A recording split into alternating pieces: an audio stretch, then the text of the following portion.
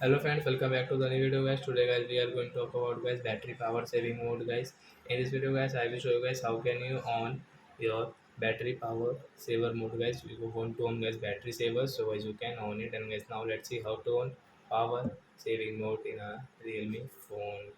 So first of all guys, what will you have to do guys? You will have to come in guys your phone setting, then guys scroll it, and guys you can see guys your battery setting.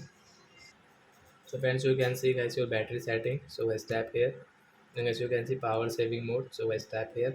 As you can on your power saving mode from here. So you can see guys this your battery indicator will become yellow. So guys you can save your battery for some hours, and guys you are outside and guys you don't have battery in your phone, so guys you should on it. And guys when you will reach your home, then guys you can charge. And guys you want to off, so guys you can off from here guys. So like that guys, you can on and off your battery saver mode in your realme phone. So that's it guys, thanks for watching my video guys. Now we will meet on next video guys with the topic. Before going guys, please go and like my video, subscribe my channel. Bye bye friends.